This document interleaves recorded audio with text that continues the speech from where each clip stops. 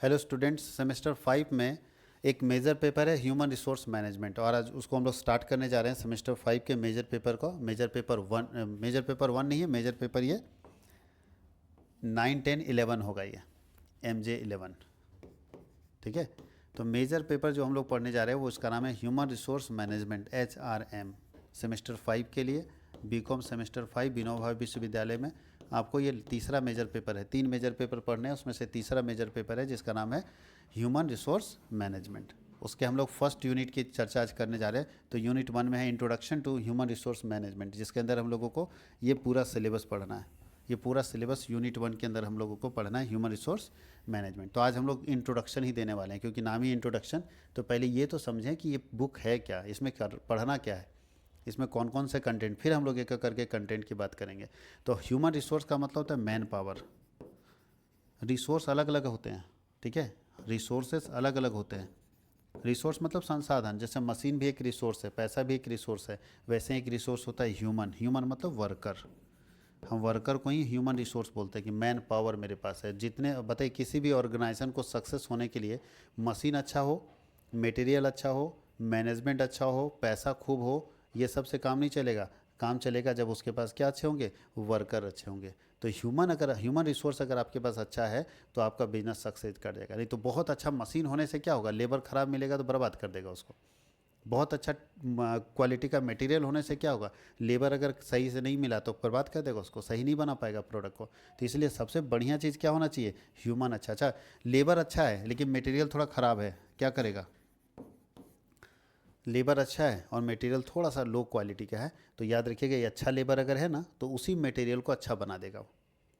तो लेबर के ऊपर सब कुछ डिपेंड करता है। मान लीजिए कि एक मिस्त्री है, मिठाई बनाता है, लेकिन वहाँ थोड़ा सा क्वालिटी ख़राब मिला है, थोड़ा सा क्वालिटी ख़राब का मिला, तो वही लेबर, वही कारीगर जो है, मिस्त्री जो है, उसी ख़राब मटेरियल को इतने अच्छा तरीके से प्रेजेंट कर देगा, इतना अच्छा मिठाई बना देगा कि लोग उसका तारीफ़ करने लगेगा। लेकिन बताइए, लेबर ख़राब हो और मटेरियल बहुत अच्छा क्वालिटी का हो तो क्या लगता है, बन जाएगा। आप प्योर दूध लेके बनाओ, लेकिन आप जब रसगुल्ला बनाओगे तो आपसे रसगुल्ला नहीं बनने वाला, क्योंकि आप नए एक्सपर्ट हो। लेकिन जो एक्सपर्ट है वो ख़राब वाले मटेरियल से भी अच्छा बना देता है। तो यही चीज़ आपको समझना है कि आपको ह्यूमन रिसोर्स को देखना है कि हमारे पास मैन पावर क्या है, और ह्यूमन रिसोर्स को यहाँ पे मैनेज करना है। मैनेज का मतलब है, मैनेजमेंट का मतलब होता है डिसीजन मेकिंग। मैनेजमेंट का मतलब क्या होता है, डिसीजन मेकिंग, निर्णय लेना और कुछ नहीं।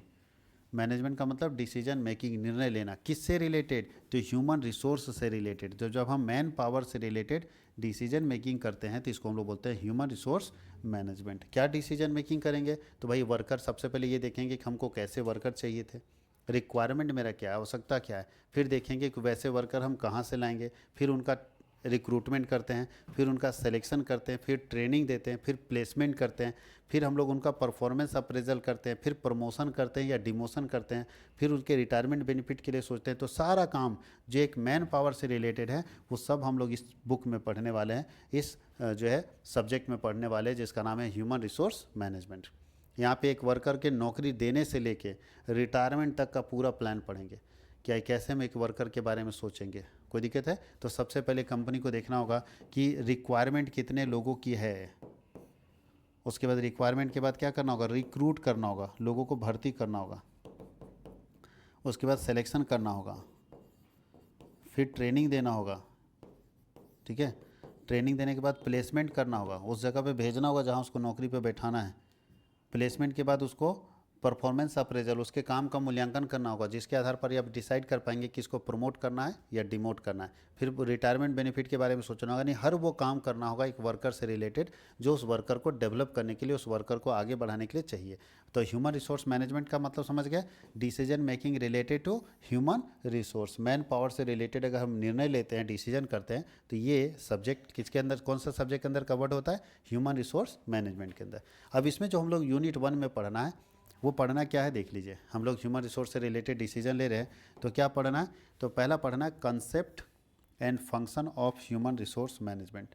ह्यूमन रिसोर्स मैनेजमेंट का क्या कंसेप्ट है और क्या फंक्शन है, यानी एक HR मैनेजर का क्या काम है, कॉन्सेप्ट क्या है ह्यूमन रिसोर्स का और उसका फंक्शन क्या है, रोल क्या है HR का, ह्यूमन रिसोर्स का, स्टेटस एंड कॉम्पनसेटिव और ह्यूमन मतलब बोलता है कि क्या कंटेम्प्रेरी होनी चाहिए, क्या कैपेसिटी होनी चाहिए, क्या क्वालिटी होना चाहिए कि एचआर मैनेजर के अंदर वो पढ़ना है, और एचआर मैनेजर के अंदर उसका स्टेटस क्या होना चाहिए, HR policy, human resource policy क्या होनी चाहिए, नीतियाँ कैसी बननी चाहिए, evaluation of HRM, human resource management का इवेल्यूशन कहाँ से इसका प्रारंभ हुआ, कौन सा देश है जो सबसे पहली बार ह्यूमन रिसोर्स मैनेजमेंट के बारे में सोचा। उससे पहले तो हम इसको लेबर बोलते थे, नौकर, जिसको आप अभी ह्यूमन रिसोर्स बोलते हो उसको हम पहले लेबर बोलते, लेबर, नौकर शब्द बोलते थे। हर कंपनी का मालिक इसको घटिया, मतलब इसको कोई वैल्यू ही नहीं देता था, बोला अरे ये सब तो नौकर है। लेकिन आज बड़ी बड़ी कंपनियां अपने ह्यूमन रिसोर्स को, मैन पावर को समझ रही है, इसको संपत्ति मानती है कि भैया यही तो मेरा संपत्ति है। हम अगर हमारी कंपनी इतनी आगे ग्रो की है तो इसलिए ग्रो की क्योंकि हमारा ह्यूमन रिसोर्स अच्छा है। तो अब बड़ी बड़ी कंपनियां इस बात को समझने लगी है कि सबसे ज़्यादा ज़रूरी हमारे यहाँ अपना ह्यूमन रिसोर्स है। तो इसलिए अब इसको इज्जत मिलने लगा है, इसकी प्रतिष्ठा बढ़ने लगी है, इसे पूछा जाने लगा है, इसको मैनेजमेंट में बैठने दिया जाने लगा है कि तुम भी बताओ कि क्या करें। लेकिन एक ज़माना था जब हम इसको लेबर समझते थे, नौकर समझते थे, इसका कोई वैल्यू नहीं होता था। लगता था मालिक वहाँ क्या सोचता था कि ये हमको बताएगा, जूनियर हमको बताएगा क्या क्या करना है, हम बताएंगे कि इसको क्या करना है। लेकिन आज मैनेजमेंट चेंज हुआ, अब अपने वर्कर से भी लोग पूछता है कि बताओ क्या करना है। क्यों? क्योंकि देखिए, अगर मान लीजिए कहीं पे झाड़ू खरीदना है, साफ़ सफाई का काम है, झाड़ू खरीदना है, तो बताइए झाड़ू खरीदने में कौन एक्सपर्ट होगा? जो उसको यूज़ कर रहा है। अब कॉलेज के प्रिंसिपल है, जाकर झाड़ू खरीदेंगे तो गलत खरीद के लाएंगे, और जो उसको यूज़ कर रहा है वो जान रहा है कि ऐसा प्रॉब्लम होगा, तो उसको लेके जाइएगा ना, देखिए एकदम ठोक ठठा के झाड़ू खरीदेगा। तो उसी तरह से सिंपल है कि किसी मशीन को खरीदना है, वहाँ पे क्या प्रॉब्लम हो रहा है वो मालिक को थोड़ी पता है, वहाँ जो काम कर रहा है उसको ना पता है कि ये चैलेंज आ रहा है हमारे साथ।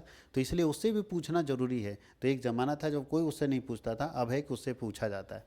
अब हम ही लोग बचपन में जब छोटे थे तो पापा कपड़ा ला देते थे, कोई पूछते थे?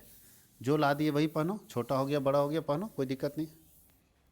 पुराने ज़माने में देखिएगा, पापा को पूछ के अपने, क्या आपके पापा जब कपड़ा ला देते थे तो क्या छोटा बड़ा, बोला अरे ढीला भी होता था तो पहने रहते थे, क्योंकि वहाँ पूछा नहीं जाता था जूनियर से। अब पूछा जाता है, छोटा बच्चा भी रहता है तो पूछा जाता है ये पसंद है कि नहीं है, ये तुमको फिट आ रहा है कि नहीं आ रहा है। यही बात यहाँ पे है।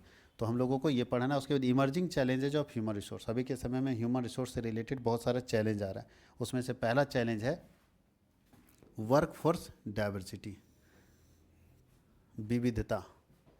जैसे बताओ, एक जगह पे पहले होता था कि पुरुष ही काम करता था एक ऑफिस में, अब महिला पुरुष एक जगह पे काम कर रहा है, तो इस डाइवर्सिटी को कैसे मेंटेन करेंगे, इस विविधता को। अच्छा, अलग धर्म, अलग संप्रदाय, अलग खान पान, अलग वेशभूषा, अलग बातचीत, हर तरह का सब कुछ अलग है, लेकिन फिर भी एक जगह पे काम कर रहे हैं, ये डाइवर्सिटी होता है। तो कैसे आप इसको मेंटेन करेंगे कि आपके यहाँ वर्क फोर्स डाइवर्सिटी को ठीक किया जा सके।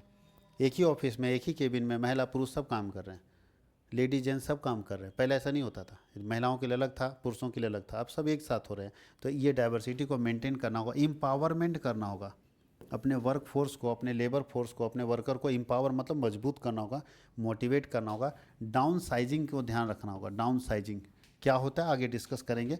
VRS के बारे में लोगों को पढ़ना है, इसको बोलते हैं वॉलेंट्री रिटायरमेंट स्कीम।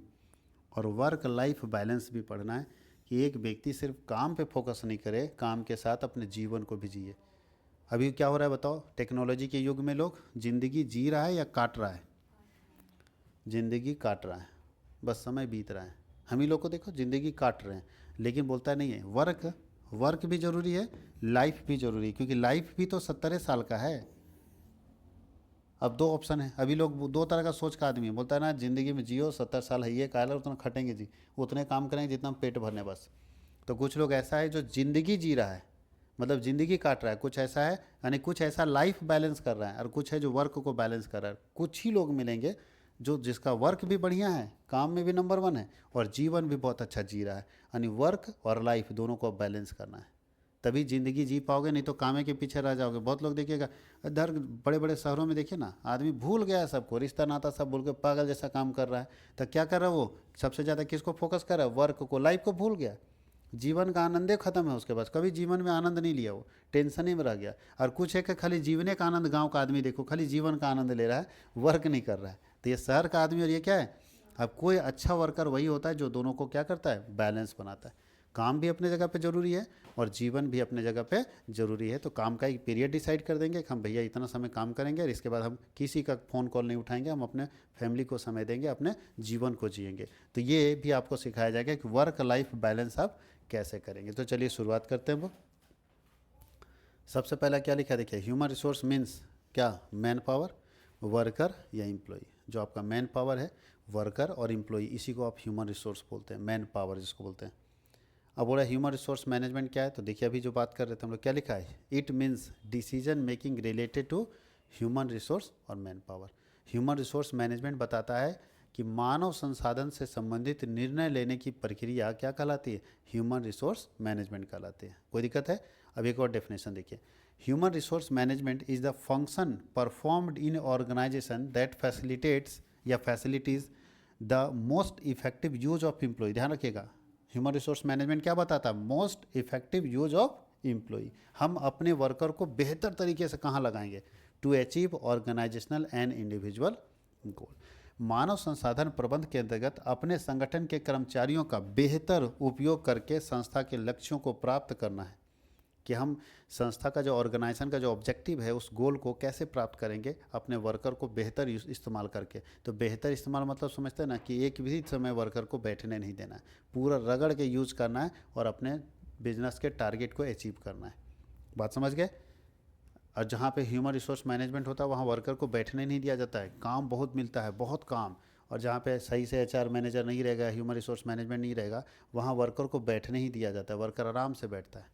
वहाँ वर्कर क्या करता है, आराम से बैठता है, समय काटता है। तो याद रखिएगा, ह्यूमन रिसोर्स मैनेजमेंट जहाँ पे अप्लाई होता है वहाँ पे वर्कर को फुर्सत नहीं दिया जाता, रगड़ के इस्तेमाल किया जाता है, मैक्सिमम यूज़ किया जाता है। अब नीचे लिखा है कि फीचर्स और नेचर ऑफ एचआरएम। एचआरएम की विशेषता क्या है, उसकी प्रकृति क्या है। तो पहला हम लोग देख रहे हैं कि एचआरएम क्या है, पार्ट ऑफ मैनेजमेंट है। ये तो आप सब जानते हैं, ह्यूमन रिसोर्स मैनेजमेंट एक मैनेजमेंट का ही तो पार्ट है ना। ह्यूमन रिसोर्स मैनेजमेंट का ही पार्ट है, तभी तो इस मैनेजमेंट के बहुत सारे पार्ट हैं, नहीं बहुत सारे अलग अलग सेगमेंट में मैनेजमेंट किया जाता है, जिसमें से एक पार्ट कौन सा है, ह्यूमन रिसोर्स मैनेजमेंट।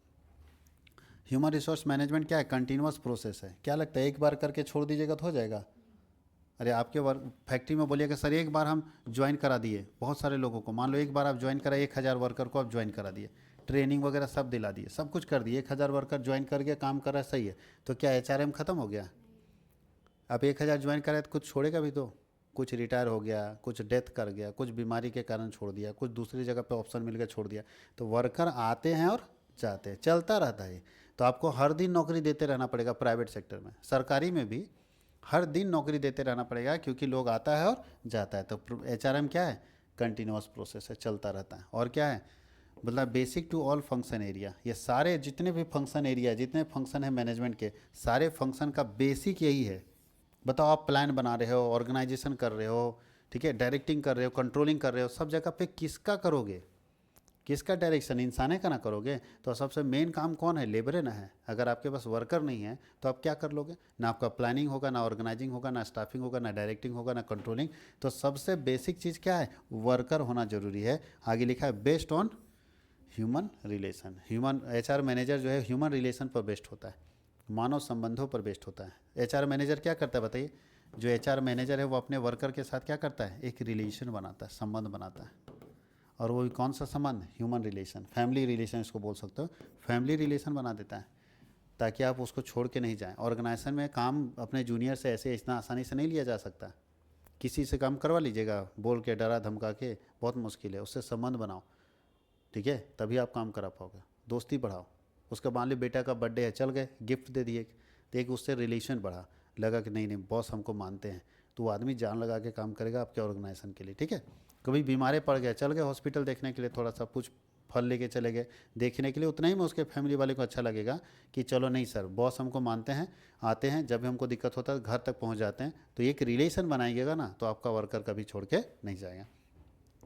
और ह्यूमन रिसोर्स मैनेजमेंट किससे रिलेटेड है, पीपल से ही रिलेटेड, इंसानों से तो रिलेटेड है। मैनेज किसको करोगे, पीपल को करेंगे। कोई दिक्कत किसी को? अब इसी बात को यहाँ पे डिस्कस किया हुआ है, तो आप पढ़ सकते हैं। पहला है कि part of management, human resource is a part of management. दूसरा है it is a continuous process, पढ़ा जा सकता है ना, कंटिन्यूस प्रोसेस चलता रहता है। तीसरा लिखा बेसिक टू ऑल फंक्शन, जितने भी फंक्शनल एरिया है सबके लिए बेसिक यही है। ये नहीं होगा तो कोई भी काम नहीं हो पाएगा, किसी भी तरह का काम होने के लिए ये होना ज़रूरी है। आगे लिखा है कंसर्न विथ पीपुल, यहाँ तक कोई दिक्कत है? अब हम लोग चलते हैं कि objective of human resource management, एक ह्यूमन रिसोर्स मैनेजमेंट का उद्देश्य क्या है, क्यों मैनेज करना चाहिए, क्यों, क्या ज़रूरत है इतने वर्कर का के पीछे दिमाग लगाइए। तो बताइए कि जहाँ ह्यूमन रिसोर्स मैनेजमेंट नहीं होता है वहाँ क्या वर्कर एक्सपर्ट आते हैं क्या, अच्छे वर्कर आते हैं क्या? तो अच्छे वर्कर अगर आपको लाना है तो उसके लिए तो आपको मैनेजमेंट करना पड़ेगा ना। बिना मैनेजमेंट किए आप अच्छे वर्कर नहीं ला सकते हैं, बिना मैनेजमेंट किए आप अच्छे वर्कर नहीं ला सकते हैं। तो अगर आपको अच्छे वर्कर चाहिए तो मैनेजमेंट करना पड़ेगा।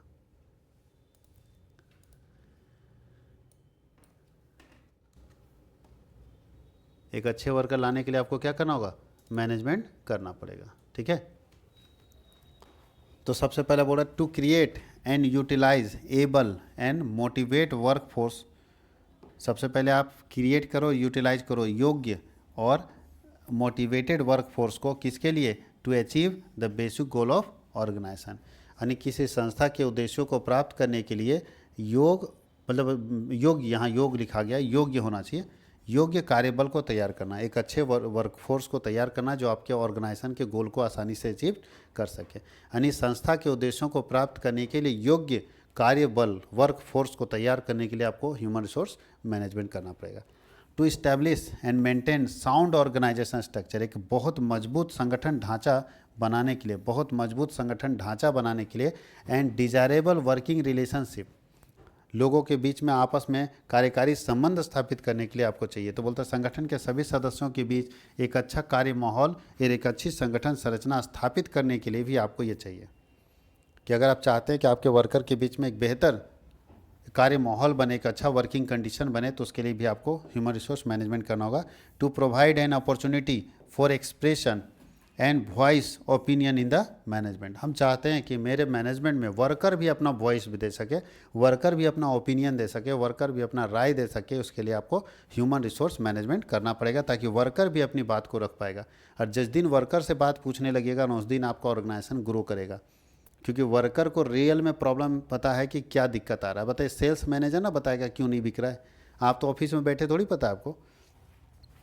To provide fair acceptable and efficient leadership, एक बोलता है कि उचित और योग्य और एक बेहतर नेता तैयार करने के लिए आपको एचआर मैनेजर का ज़रूरत है। तो जब आप ह्यूमन रिसोर्स मैनेजमेंट करोगे तो एक अच्छा लीडर मिलेगा, एक अच्छा नेता मिलेगा, एक अच्छा वर्कफोर्स मिलेगा। To attain effective utilisation of human resource, अगर आप अपने ह्यूमन रिसोर्स को बेहतर तरीके से यूज करना चाहते हो तो उसके लिए ह्यूमन रिसोर्स मैनेजमेंट का ज़रूरत है। In the achievement of organization goal, अगर आप संस्था के लक्ष्यों को प्राप्त करने के लिए अपने वर्क फोर्स को बेहतर तरीके से इस्तेमाल करना चाहते हो तो उसके लिए भी आपको एचआर मैनेजर का ज़रूरत है, ह्यूमन रिसोर्स मैनेजमेंट का ज़रूरत है।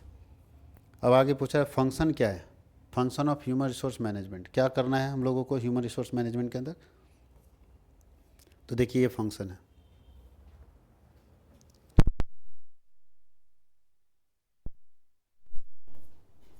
यहाँ पे थोड़ा सा छूट गया लगता है, चलिए हम बता देते हैं। फंक्शन को, ह्यूमन रिसोर्स मैनेजर का जो फंक्शन है ना, उसको हम लोग दो कैटेगरी में बांटे हैं। इसको बोलते हैं मैनेजरियल फंक्शन,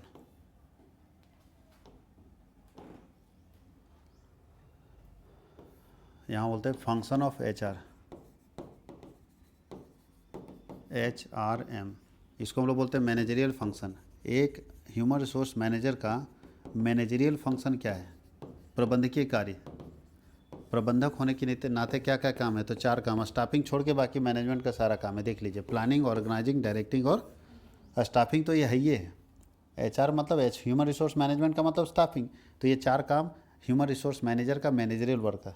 इसके बाद एडमिनिस्ट्रेटिव वर्क है या अदर फंक्शन बोलते हैं, एडमिनिस्ट्रेटिव फंक्शन,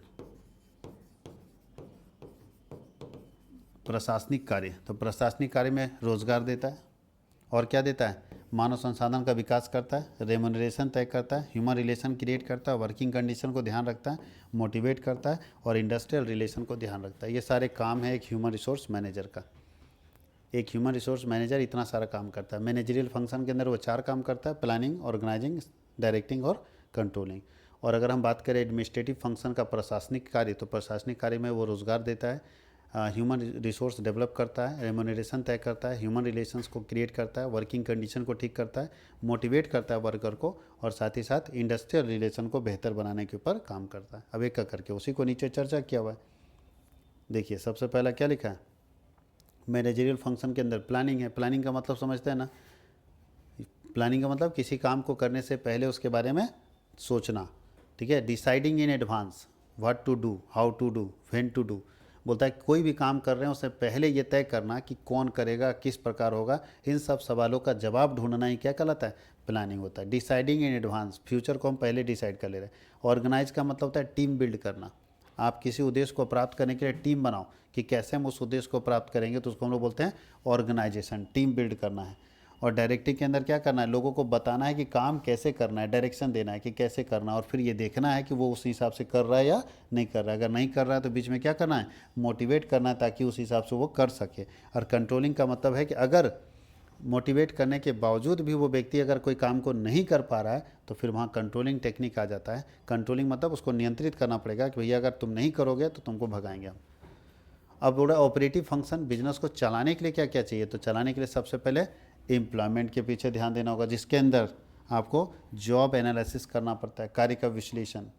अब बताइए कोई बार व्यक्ति जो एचआर मैनेजर है वो सबसे पहले क्या करना चाहिए, एचआर मैनेजर को किसी को काम देने से पहले, किसी को भी काम देने से पहले एचआर मैनेजर को जॉब एनालिसिस करना चाहिए। पहले उस काम को समझना चाहिए कि काम एक्चुअल में है क्या, तब ना वो डिसाइड कर पाएगा कि इस काम को कौन करेगा। देखते हैं गांव में भी अगर कोई आदमी समझ जाता है काम क्या है, मान लीजिए हमको कुछ भारी चीज़ उठाना है और गांव में ढूंढ रहे हैं आदमी, तो देखिए छोटा बच्चा बोलता है हम चलेगा चाचा, बोला ना वो तुमसे नहीं हो पाएगा। क्यों उसको छोड़ दिया हम, वो तो जाने के लिए तैयार था, क्योंकि हमको पता है कि काम एक्चुअल में है क्या। और जब कोई बच्चे को पता ही नहीं कि काम एक्चुअल में क्या, छोटा बच्चा लेकर आ जाएगा, फिर बोलेंगे पापा कह रहे इसको क्या लाए, उठा पाएगा जी, मजबूत आदमी लाओ। बात समझ आ रहा है कि नहीं। तो इसका मतलब है सबसे पहले आपको ये जानना जरूरी है ना कि एक्चुअल में काम है क्या। अब काम है ड्राइवर का, आप लेके आ गए टीचर को, चलेगा। काम है टीचर का, लेकर आ गए ड्राइवर को, चलेगा। तो पहले काम तो समझो। इसका मतलब है कि एचआर मैनेजर को सबसे पहले जॉब एनालिसिस करना होगा, काम का विश्लेषण करना होगा कि एक्चुअल में यहाँ पे कौन सा आदमी चाहिए, यहाँ प्लम्बर चाहिए, बिजली वाला चाहिए, ड्राइवर चाहिए, टीचर चाहिए, कौन आदमी चाहिए। तो जब काम को समझेगा तभी ना वैसे वर्कर को लाएगा। तो इसलिए जब उसके पास वैकेंसी आता है ना कि हमको 6 गो स्टाफ चाहिए, तो अब सबसे पहले पूछता है कि 6 गो स्टाफ तो चाहिए, कैसा चाहिए बताओ। तो बोलता है कि इसमें से 1 गो ड्राइवर होना चाहिए, बोले ठीक है। एक बोला कि 3rd ग्रेड 4th ग्रेड का एम्प्लॉई यानी सफाई कर्मचारी होना चाहिए, एक मैनेजर होना चाहिए। ये तय कर दिया, तो इसको पता चल गया कि एक आदमी मैनेजर, तो इसको ढूंढेगा, एक आदमी मैनेजर का ढूंढेगा जिसके अंदर वो क्वालिटी होगा। तो पहले इसको काम के बारे में पता चलेगा तब ना, तो उसी को हम लोग बोलते हैं जॉब एनालिसिस। आगे बहुत डिटेल मिलेगा इसके बारे में। दूसरा ह्यूमन रिसोर्स प्लानिंग, जब हम एनालिसिस करेंगे कि ये, तब हम प्लान करेंगे कि मैनेजर अगर हमको एक चाहिए तो मैनेजर के लिए क्या क्वालिटी होना चाहिए, क्या डिग्री होनी चाहिए, हाँ या नहीं, कैसे लाएंगे, इसका सैलरी क्या होना चाहिए, सब यही ना तय करेगा। कंपनी थोड़ी तय करके देगी। वो बोला हमको एक भैया मैनेजर चाहिए, बस ऑर्डर दे दिया, आप तय करो कि हम कैसे लाएंगे, क्या एग्ज़ाम लेंगे, एग्ज़ाम कैसे लेंगे, इंटरव्यू में क्या क्वेश्चन पूछेंगे, ये सब जॉब डिस्क्रिप्शन एचआर मैनेजर का काम है।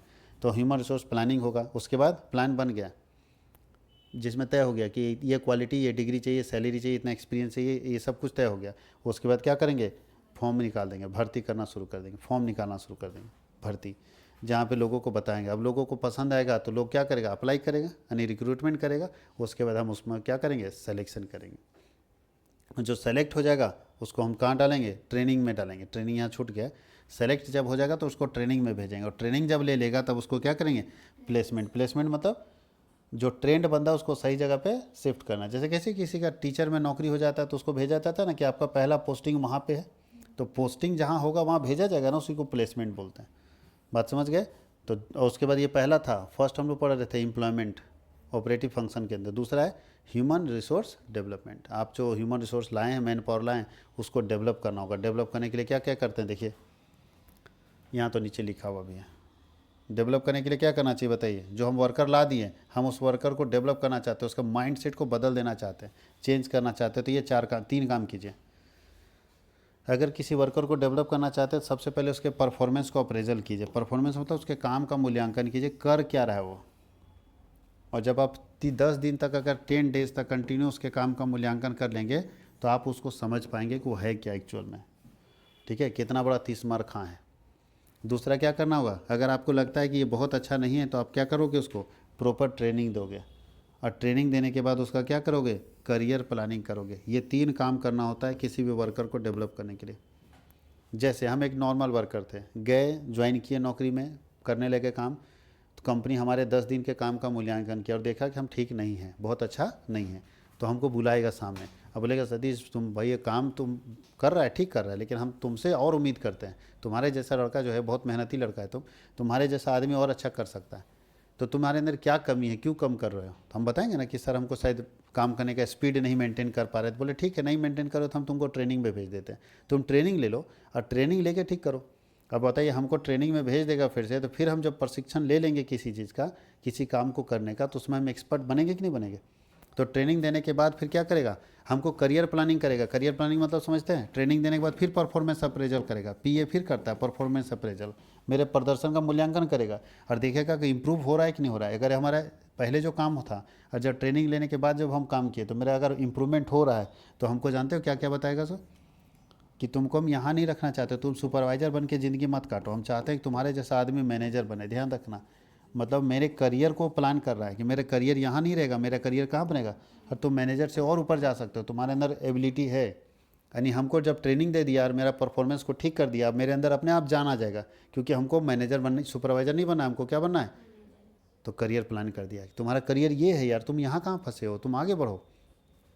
तो ये सब वर्कर करता है, ह्यूमन रिसोर्स मैनेजमेंट करता है कि एक वर्कर को जो नीचे जूनियर लेवल में है, खाली मेहनत करने वाला होना चाहिए, उठा के ऊपर पहुंचा देता है। और ये सब वही, उसके बाद रेमुनरेशन तय होता है, सैलरी कितना मिलेगा। एचआर मैनेजर का ही काम है रेमुनरेशन तय करने का। ह्यूमन रिलेशन, सब लोगों के साथ आपसी संबंध बनाने का काम भी किसका है, एचआर मैनेजर का है। वर्किंग कंडीशन, जहाँ काम कर रहे हैं वहाँ वर्किंग कंडीशन अच्छा हो, बढ़िया वर्किंग कंडीशन हो, इसका भी ड्यूटी किसका है, ह्यूमन रिसोर्स मैनेजर का है। वर्किंग कंडीशन ज़बरदस्त रखता है, दोपहर के खाने का लिए व्यवस्था दिया, बढ़िया से एसी उसी लगा देता है, पंखा लगा देता है, अगर गर्मी का जगह है तो एग्जॉस्ट लगा देता है। लोगों को मोटिवेट भी करने का काम किसका है, एचआर मैनेजर का। वही मोटिवेट करता है लोगों को कि कैसे करना है, मतलब मुर्दा आदमी में जिंदा जान ला देता है ये लोग। जैसे अभी पता है ना, करियर डेवलपमेंट करके आपको इतना मोटिवेट करेगा कि आपको आगे बढ़ने के लिए प्रेरित करेगा। और वो मोटिवेशन चाहे मॉनेटरी हो, पैसा दे के करे या बिना पैसे का करे।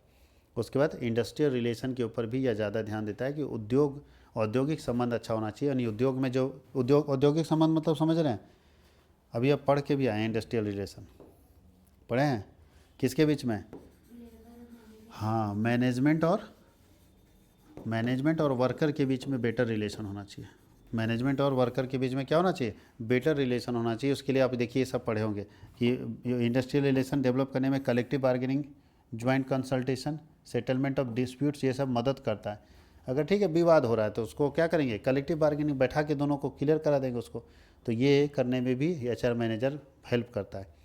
अब हम लोग अगले क्लास में देखेंगे प्रोसेस क्या है एचआर पॉलिसी, एचआरएम का, ह्यूमन रिसोर्स मैनेजमेंट का प्रोसेस क्या है। सबसे पहले क्या करना चाहिए, अगर हम अपने ऑर्गेनाइजेशन में ह्यूमन रिसोर्स मैनेजमेंट अप्लाई करना चाहते हैं तो सबसे पहले क्या करेंगे, उसके बाद क्या करेंगे, उसके बाद क्या करेंगे, एक एक करके हम लोग सारे प्रोसेस को अगले क्लास में डिस्कस करेंगे।